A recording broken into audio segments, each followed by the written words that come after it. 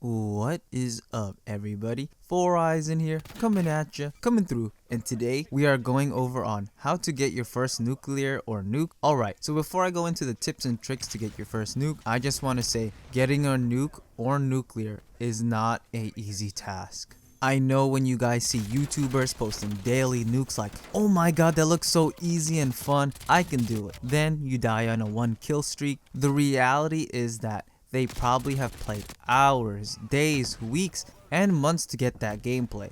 They could just be that good at the game, or they could be exploiting the matchmaking system to get easier lobbies. So don't feel bad when you don't get a nuke.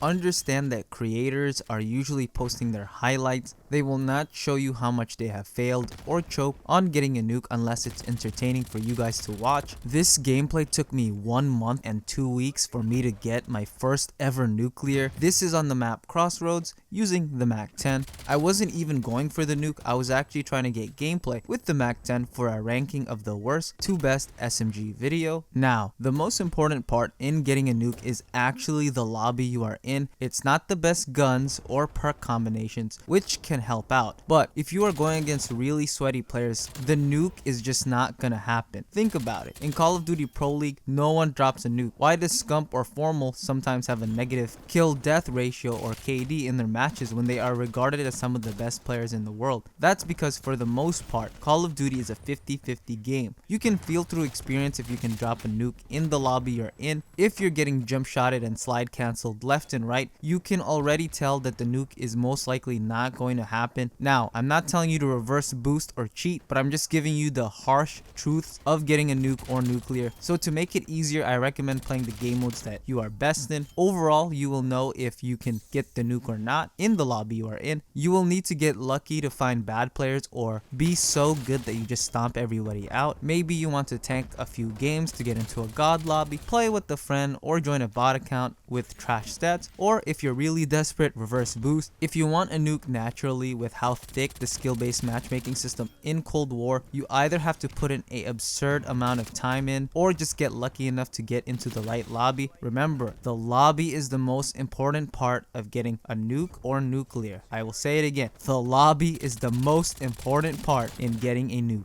When you are going for the nuke, I recommend you to have a balanced pace. I have choked nukes by playing too slow and too fast. There have been times when time ran out or the score/kill limit prevented me from getting a nuke, and I have died when I will rush, kill 2 guys and the whole enemy team is there, rush when you need to, and camp if you need to. Who cares if you're camping when you're 1 off or 2 off the nuke? There could be an entire team around you, hunting you, trying to kill you off of your nuke. Don't be ashamed to camp. Everyone does it. Even if people say, I never camp, I rush, he's lying. Don't be afraid to take your time. Everyone's skill level is different, so if you see like 2-minute nukes, don't feel bad if it takes you the whole game. Remember to have a balanced pace, and I'm not saying you can't get a nuke by full on rushing or camping, but understand that if you camp too much, you will get hunted down, people will know where you're at, and they will start chucking nades, stuns, and if you rush too much, you can be caught out and instantly die. Also, sometimes you might not have a hot start in a match. Don't back out, because like in this gameplay, it doesn't look like I will get a nuke, but for some reason I catch fire and momentum and go on a big streak. Next, let's talk about the class setup you will be using for your nuke, and it's mainly preference. Use the gun you are best with, and if you don't know what you are best with, here are the best meta weapons so far. I recommend, which are the AK-47,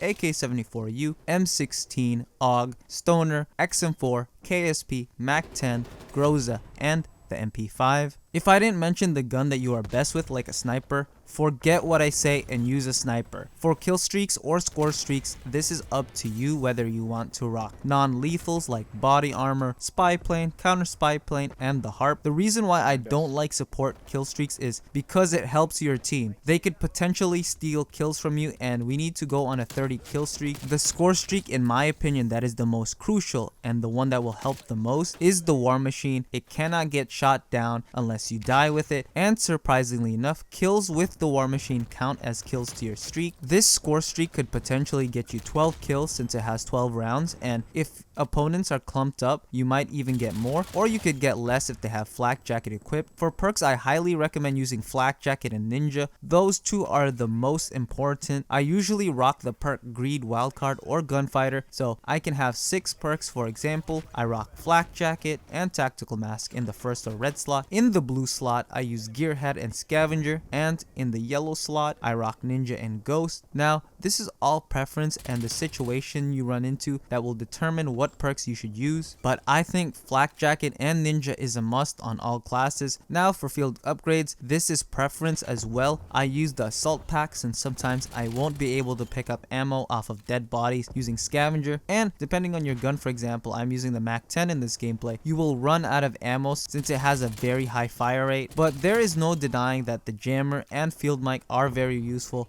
Use what you think will help you on going on a 30 kill streak. In settings, which I will cover briefly, you should turn off motion blur. For audio settings, change it to boost or bass boost. And if you want to see people a little bit better, I recommend changing the color of your opponent's health bars. This can be done in the graphics tab under the color blind. You can also change your FOV or field of view in the graphics tab. I personally play on 100 FOV if you are curious. Sensitivity, aim response curve, and aim assist settings are all preference. I play on 9 to 9 sensitivity with the dynamic response curve and the standard aim assist. You should experiment what works best for you. Don't copy my settings unless it works for you. Everyone is different and has a different playstyle, so find the perfect settings that match your style and personality. My final tip is don't play too predictable. Apart from BS like getting galloed, spawn protection, and lag with hit detection cheese, I think this is what has gotten me killed off of a nuke streak more than anything else. I want you to kill people from the front, back, side, window, or if you're a hacker, the floor. If your enemies know you're on a nuke streak, they will try their best to kill you with nades, shotgun stuns, and with everyone just bum rushing you.